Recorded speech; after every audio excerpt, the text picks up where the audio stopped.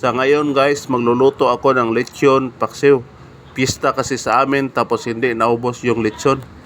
Ang panakot nga akong igamit ani sa pagluto guys, magic sarap, sibuyas, bawang, toyo, suka, at saka black pepper, asin.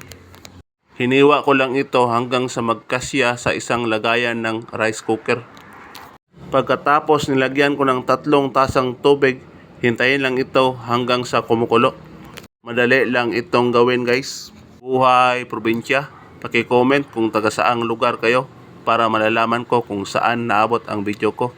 Subscribe na rin. Salamat. Lechon paksiw.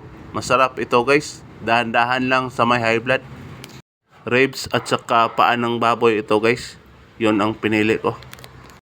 Masaya kapag darating na ang kapistahan sa inyo. Makapiling mo yung mahal sa buhay na nasa malayo.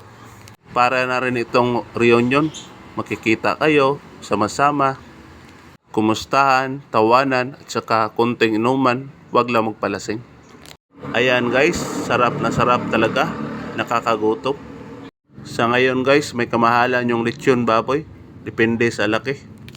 Pero okay lang basta may budget, paminsan-minsan, tuwing may handaan sa inyo, nagse-celebrate kayo ng birthday, kasal, fiesta. Sulit yung araw na nagse-celebrate kayo guys kasi hindi nababayaran yung kaligayahan. Like and subscribe naman para update kayo sa susunod kong video. Marami pa akong lulutuin sa susunod guys. Abangan ninyo. Sa lahat ng viewers dyan, maraming salamat sa panonood.